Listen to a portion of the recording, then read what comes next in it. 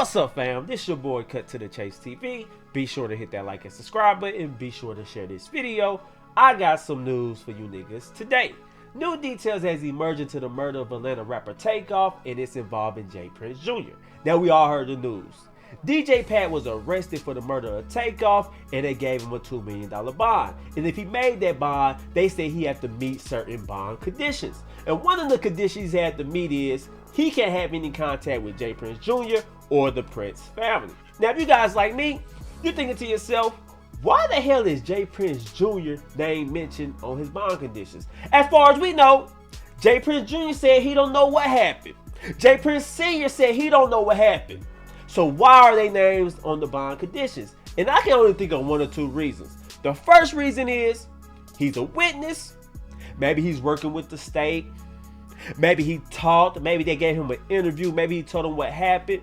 See, y'all keep thinking street dudes don't tell. But I'm here to tell you guys, street dudes are the main snitches. It ain't the civilians. The civilians are not the informants. It's the street dudes. The dude you think the hardest in the street, always barking, walking with a limp, pants sagging, known as a hitter on the streets. He's an informant. So maybe J Prince Jr. was like, hey man, I had nothing to do with it, but I heard it was DJ Pat. Yeah, I rolled with him. I don't agree with what went down. So you never know. Or second, he could be a co-defendant. See, we see Lil Cam got arrested for having the blicky on him.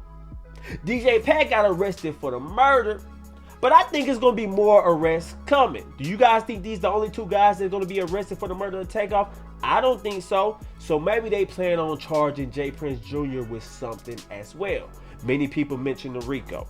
Many people bringing up Duke the Jeweler case. Many people saying, hey man, there's two bodies on his hands in the past 3 months. First it was Duke the Jeweler after a dice game, and now it's Takeoff after a dice game. Pay attention to this news clip, and I'll come back with more. But there were two major things that were discussed this morning. The first was to remove 2 names from Clark's bond conditions, people that he is not allowed to contact if he should post bond. This was all listed in that court paperwork. Well, we've confirmed that one of the names at issue here is J Prince Jr. and also listed any members of that family or household. And so we did reach out to the family's attorney, Kent Schaefer, who tells ABC 13, quote, there was no reason to put Mr. Prince's family's name in the bond conditions. The state agreed and it will be removed. So now they say the name will be removed, but why was it there in the first place? I don't think it was an accident. I don't think it was a mistake. I think they had that in his bond condition for a reason. I'm telling you, the police don't make them type of mistakes. J Prince Jr. name is ringing. Just like his name is ringing on the internet, you don't think the Houston police detectives are working this case and saying, hey man, J Prince Jr. got something to do with it. We need to look more into him. His name keeps ringing bells. I don't like the way he's moving around in Houston. So they saying the same thing we saying. It don't look right. It don't smell right. So we got to get to the bottom of it. Now, I'm not saying he's a witness. They might just be building the case against him. RICO coming. Now, this is my problem with J Prince Jr. and the Prince family.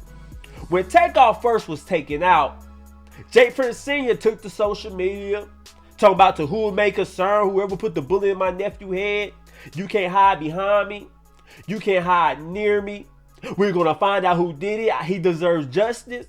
And then when it's announced that DJ Pat has been arrested, y'all silent. Y'all don't say nothing. I know the stages of grief. When somebody get taken out close to you, the first thing you do, hop on social media. Man, I can't believe this happened. I hope he gets justice. And then when they make an arrest, you supposed to hop back on social media and be like, RP Takeoff. I'm glad the police is handling business. But now that it's been announced that an arrest has been made and he's connected to you guys don't say nothing. Y'all sent flowers to the memorial. Y'all had a whole funeral in Houston for him. When an important break is in the case, we don't get nothing from y'all. J Prince Sr., where you at? Why you can't come out and speak out and say, hey, I have ties to DJ Pat. He did this to my nephew. I don't approve of it. And I'm glad he has been arrested and justice will be served. How hard is that to do? J Prince Jr. You talking about Takeoff is this to you? He's family, mob ties. How come you ain't spoke out about it? And let me just say this.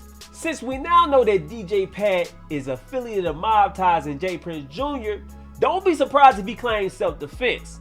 Don't be surprised if DJ Pat go to trial and say, I feared for my life. Because you see in the videos, as Quavo was talking, he had Migo Benz right beside him, clutching the strap. So all DJ Pat gotta say is, I feared for my life. I was being threatened. He's looking at me, he's holding the strap. So commotion happened.